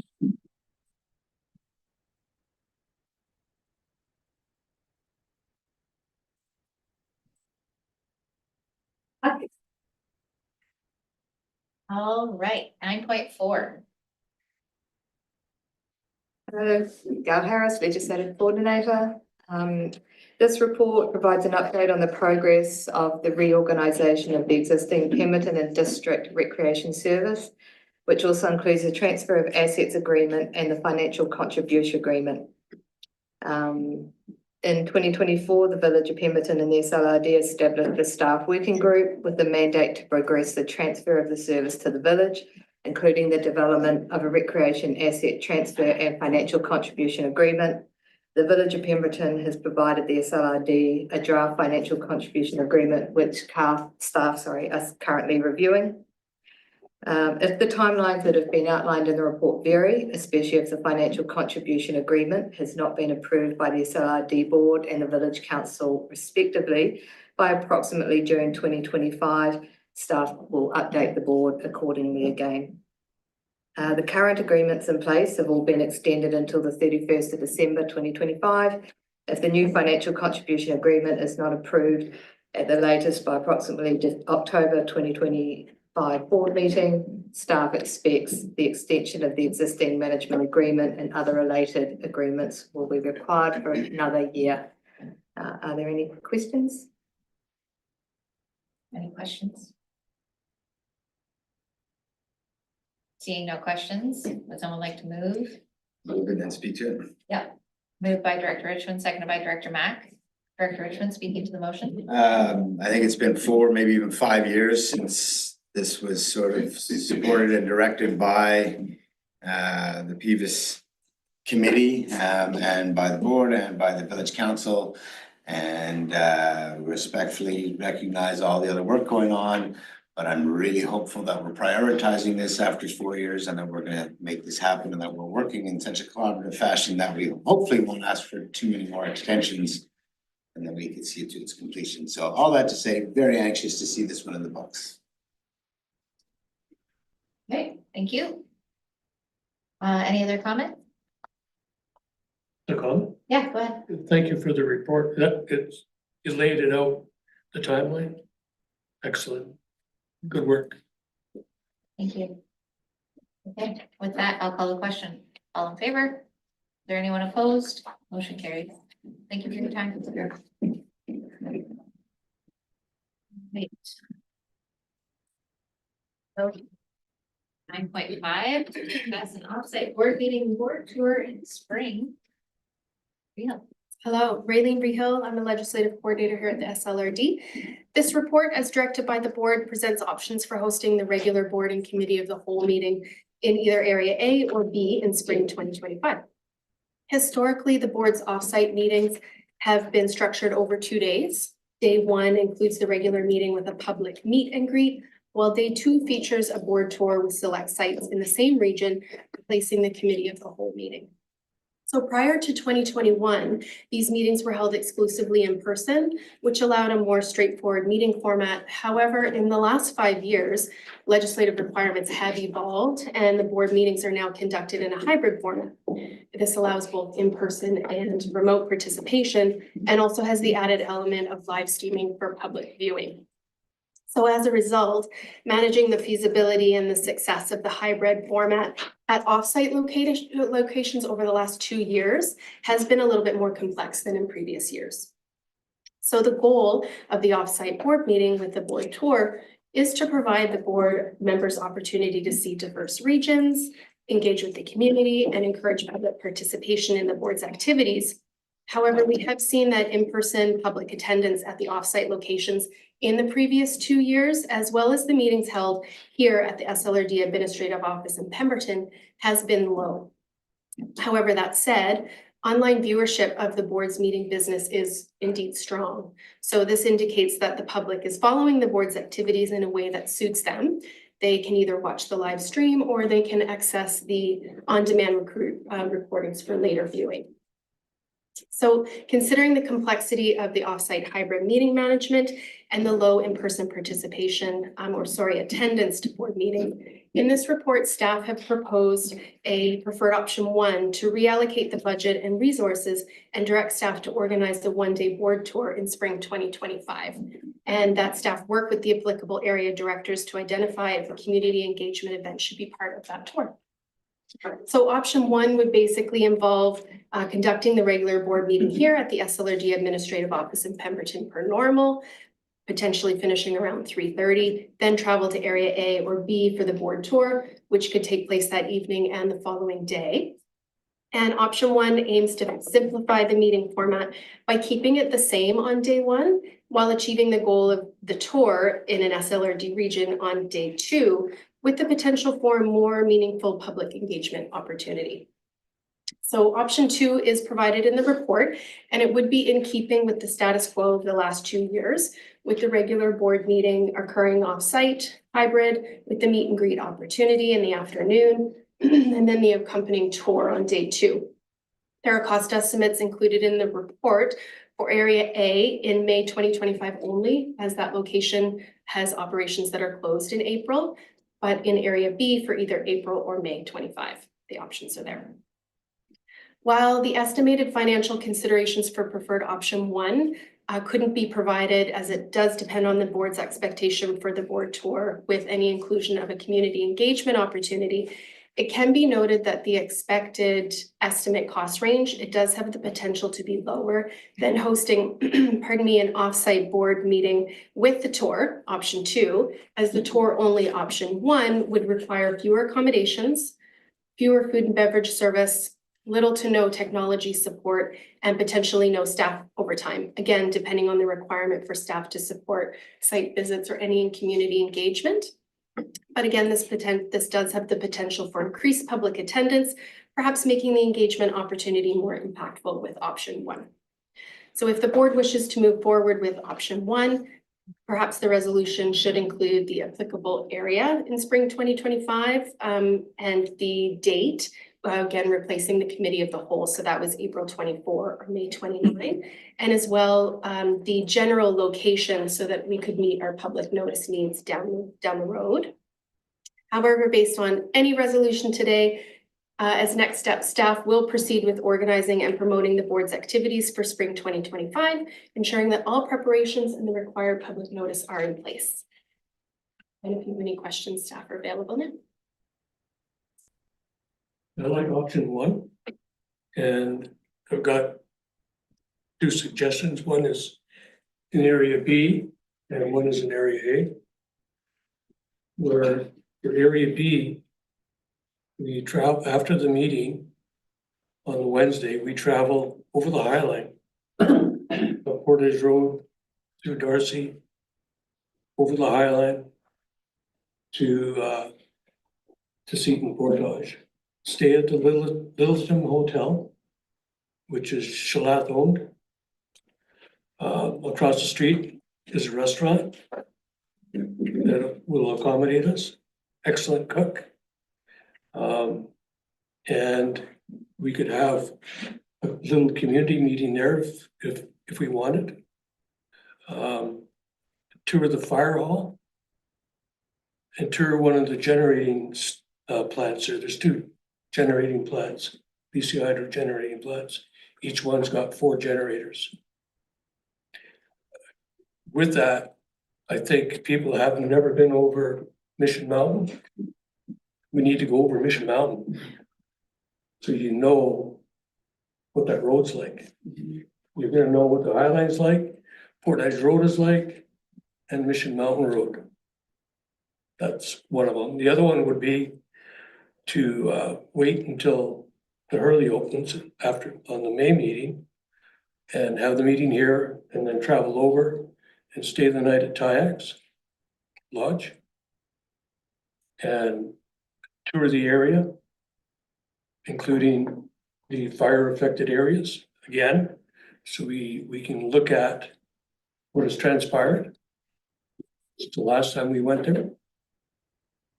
And then if we can go through Goldbridge and Braylor and back home, back here. So a couple of options. I'd really like the Highland one. Because I don't know how many people here, put your hand up if you've been over the Highland.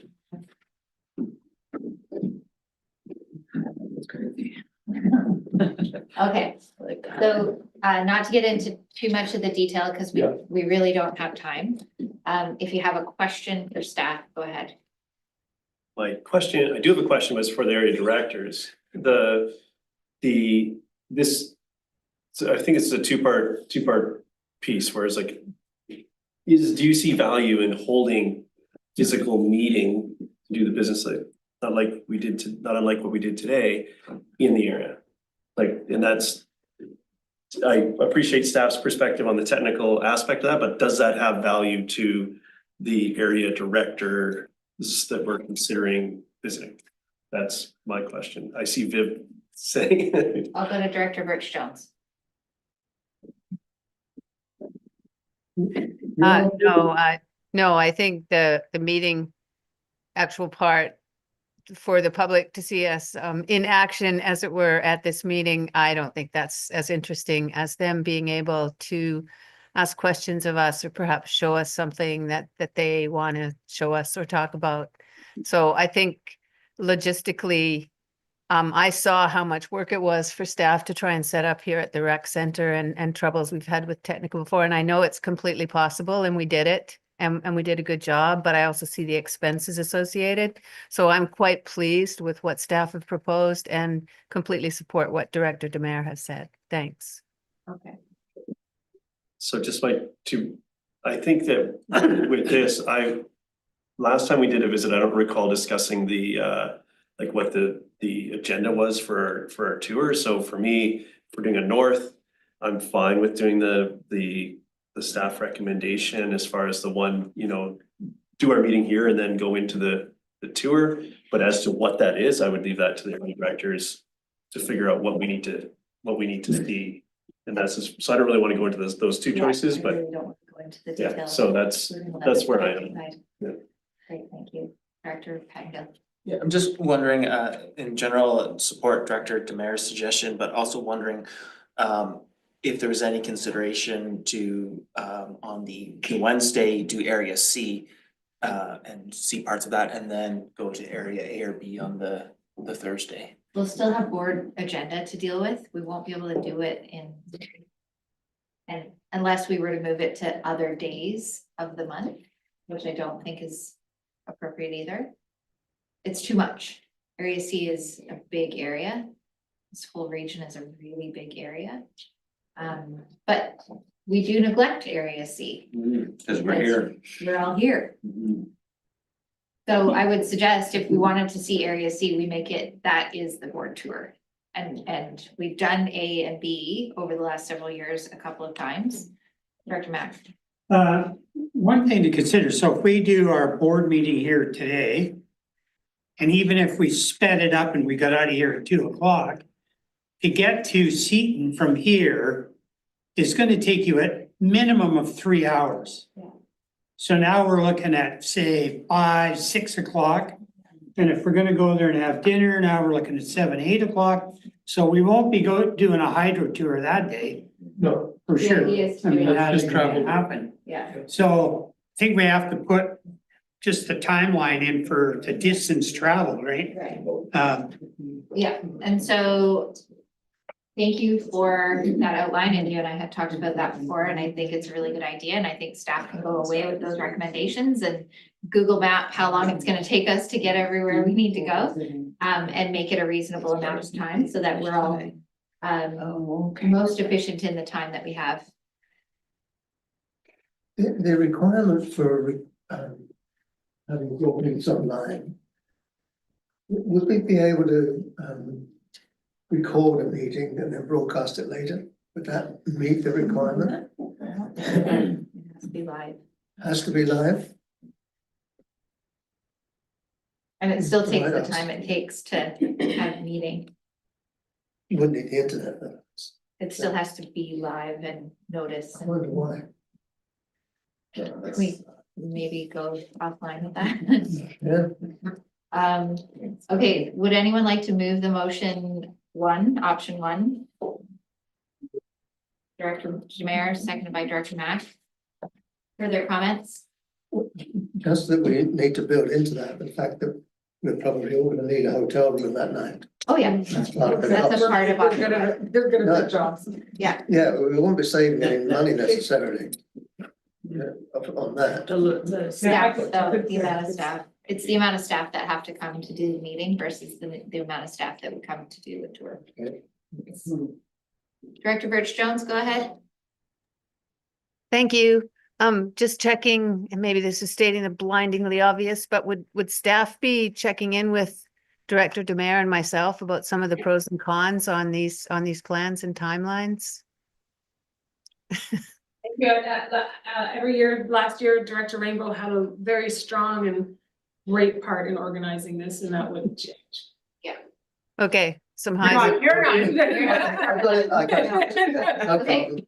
We're moving on. I'm calling the question. All in favor? hired. Go ahead. Just really quickly, seems this is where everyone is, so I'm fine to go along with this, but I found the last tour in Area A so incredibly valuable. If there's any way that the next year we could find a way with everyone's schedule to do 2 days of tour and really see more of the area, I think it's so valuable, but I'm fine to support this for this year. Thank you. So I just wanted to flag that the May date conflicts with FCM conference, which I'll be at, so I do have a preference for April, because I do find it really valuable, but at the same time, I know there's so many things to solve for in this, but I just wanted to put that out there while we're talking about it. To that end, how do you want to deal with April versus May? Are you guys just gonna look at what options are available and what accommodations are available and then come back with it?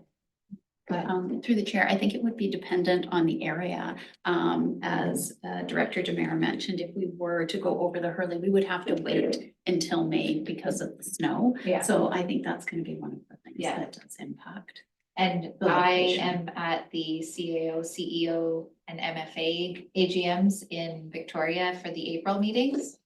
So I will definitely not be there, but all the rest of you can go and see all the things if it's best to do it in April.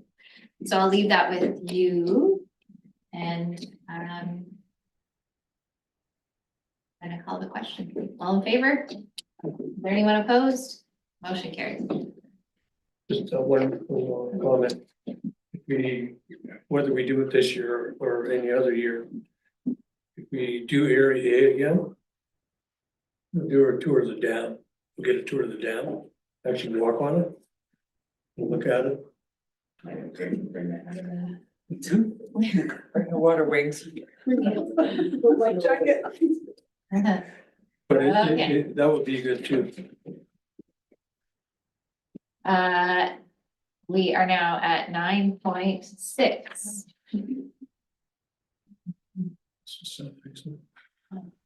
Oh, Right. Okay. Okay. So, this is a request for decision to establish a 24/7 public safety duty officer in EOC standby capacity. And we have Acting Director of Protective Services, Mike Fusca, here to answer any questions that anyone has on this report. Does anyone have any questions? He's up there on the screen. Hello. Hi, Chair. Go ahead. I don't have any questions because we've discussed this, I think it was a committee of the whole, and I'm happy with it. I'm just curious, if we've already baked this into the budget, have we not? Yes. We didn't, just making sure. So, yeah, I'm happy with it and ready to move it when the table is. I'll second it. Great. Comments? Is that, have we done all of them? Yeah. I'll just speak to the motion again and say, without just public watching, there was a good conversation around this and the importance of having this and staff being compensated for this service. As we know, the amount of emergency hours that have been spent in this organization over the last few years. So happy to support this, and I think it makes total sense. Thank you. Further comments? Director Rich Jones, go ahead. Thank you. I'm happy to support as well. And I understand why you're doing this. This is a very good report. It's a very well-written report. Thank you. I support it. All in favor? Is anyone opposed? No, motion carries. Thank you, Mr. Fusca. Excellent. We're on 9.7. Request for decision regarding the support for the Village of Pemberton's application to the Disaster Resilience and Innovation Fund. Does anyone have any questions? Go ahead. Just, yeah, I know there's been some challenges with not being in a position to be able to do useful intermediary steps, and there's some more lobbying happening in that regard. Is this are we constrained to the current provincial legislation in terms of recommendations, or would this get recommendations like this is actually the best solution and maybe that's an interim solution regardless of what the province is saying? I think it's the best solution right now. Is it the best long-term solution? I'm not 100%, but I think this is the best solution for us right now. Anyone else with questions? Second it. Who firsted it? Director Mingo. Seconded by Director Mack. Comment? All in favor? Any opposed? Motion carries. Thank you, Mr. Fusca. Thank you, Chair. Okay. Chair's verbal report. I have nothing new to add today. We will skip. No director reports. Should we take a little 5 minute? No, we're not. No, we're gonna get to 3 o'clock and we're gonna get battle. Okay, so 11.1. Wow. Do you wanna? If you need to take a break, you may take a break, Director Bergstrom, or anyone else that would like to walk. We'll take a break at 5 to 3. Yeah, sure.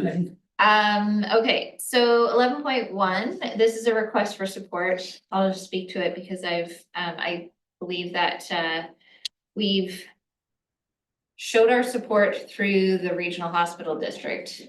We understand that there is support from the Village of Pemberton.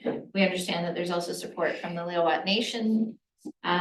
This is a request from formal support to endorse a Foundry satellite location within the Harrow Road project, which we are long overdue to have that service here in Pemberton. Foundry provides support and care for some very vulnerable members of our community. And we're lucky that this is coming towards us. And so if we can support this as a board, I seek the support of the board. To sign this letter. Moved by Director Rainbow, seconded by Director Morton. I just want to add my voice to your comments, everything you said, I'm 100% behind. These are long overdue services in our valley. Sea Sky Community Services and Foundry are making sure they're going to be culturally accessible and culturally safe for the whole of all of our communities. It's the right location, and despite some confusion in the press, I wanted, I'm in full support of this and I want to see this happen. So happy to support it. Absolutely. Thank you. With that, I'll call the question. All in favor? Is there anyone opposed? Motion carries. Great. We've already dealt with 11.2. We're moving on to 11.3. And I'll declare a conflict of interest. Okay. And my wife is director on the board and my daughter is agent slate. Thank you.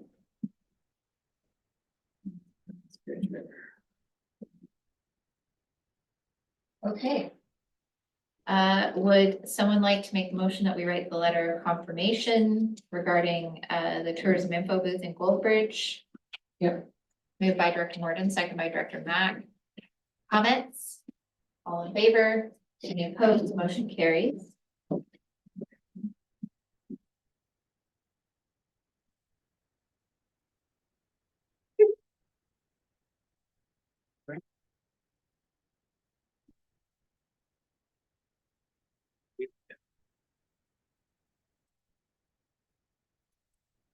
Okay, thank you.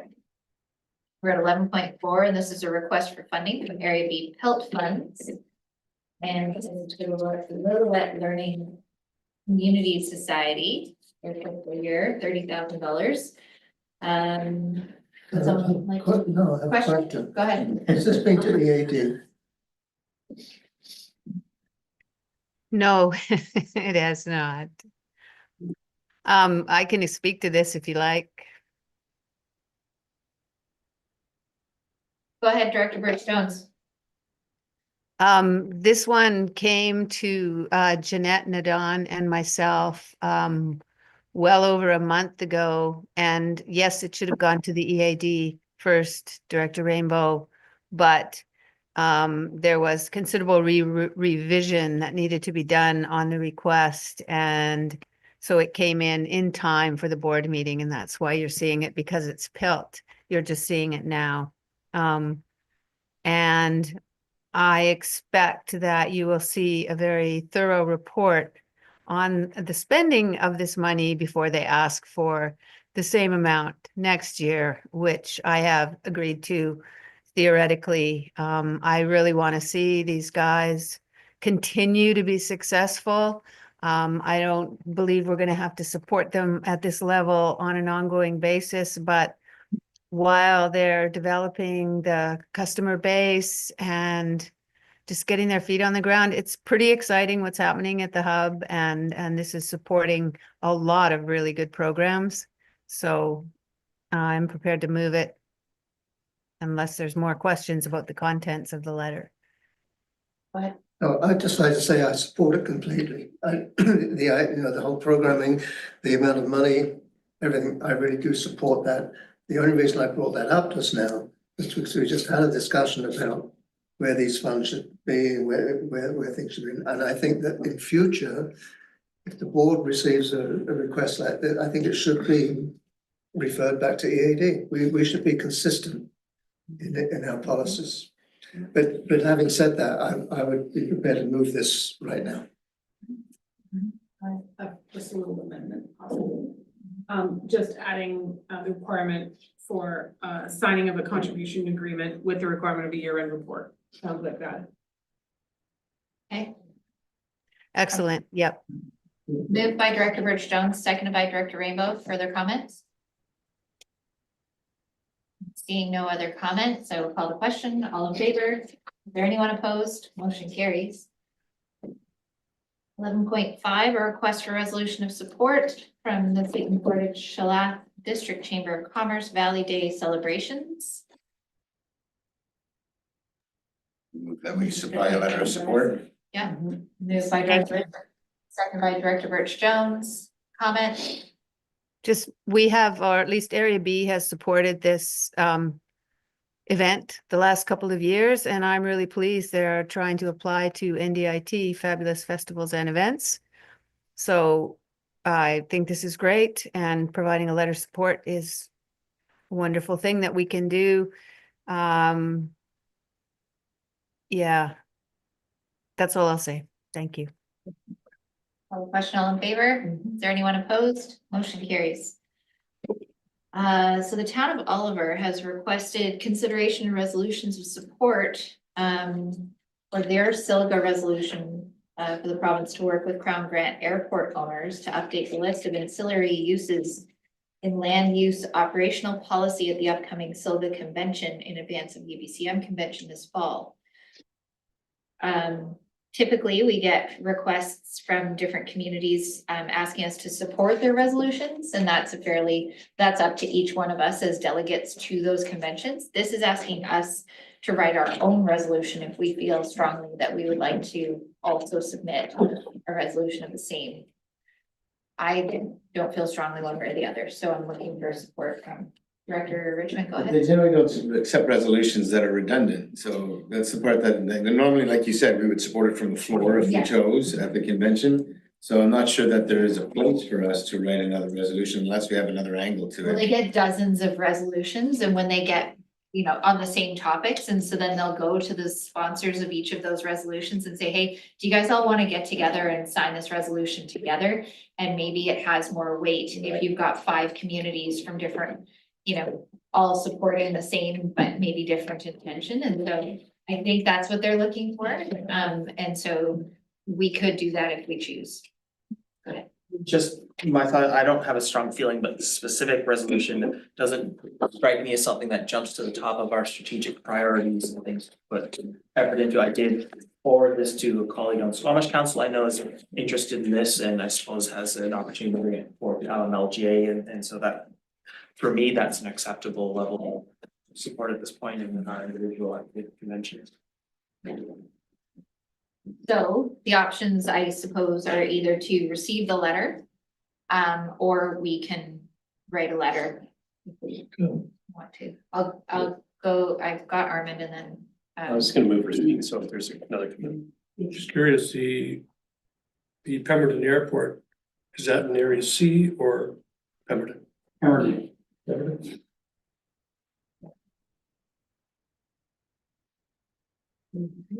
Okay. So I'll move receive because. Move receipt. And then just. Seconded by Director Richmond. And then just briefly, if I can, I think, and ask like this, if it triggers, if it resonates enough and it's something that this board wanted to put forward to go through LMLGA, because who knows what level of success they're gonna see in their own area association. I see value in these coming to us, although that window is closing because I think it's next week, they're done, but from this point forward, we're gonna see a bunch of these, and I don't think those need to come to us, except for to get to us individually, so that, in preparation for conference, but not.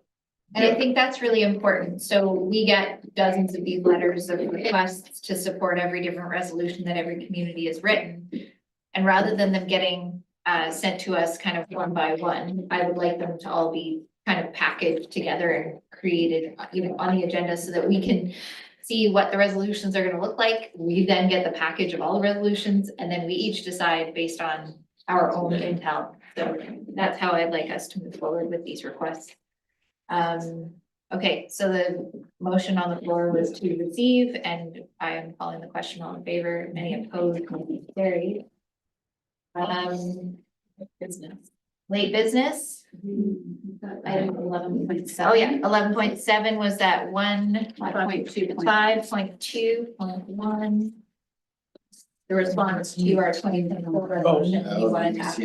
Yeah, so basically the ministry said they would be eager to work with us on sort of follow-up and so on. My question was just, how does that happen? I'm happy to take that offline, but just wanted in some way to be clear about what our next steps could be or should be. Right. Forwarded to the. Sorry, go ahead. This is forwarded to the planning development. We do work on a lot of things. And it is being addressed in front of the staff. Okay, thank you. Right. So with that, I would move receipt. And second. Thank you. Comments? All in favor? Any opposed? Motion carries. And then the Horseshoe Transit Grant. That was like, Can we defer that to tomorrow so that everyone has a fair chance to read it? Because I haven't read it. What? I haven't read it either. Yeah, so I'm gonna ask that we defer. Yeah, we're gonna bring it up tomorrow. Okay. Ethel, what about you, man? Huh? Actually, it is a really good one. It's a quick one. Do you want to explain it? Yeah. For the sake of the board that haven't been able to read it? Okay, let's do that. And Everyone Director comfortable with Jones that? also is Okay, very much involved in the conversation. They, Houston Economic Development has reached out, requesting a letter of support. They're working on a rural transit grant, including feasibility study, similar to the loss of the owl bus in an attempt to replace that owl bus, meet that need, and also provide economic development opportunities for the nation. And I would look to Director Burstone to see if I missed anything. Sorry, just through the chair. Thank you for the recap. Can we just get a motion to add that? oh yeah, motion to add the letter to Oh, moved by Director Hopple, second by Director Mayor.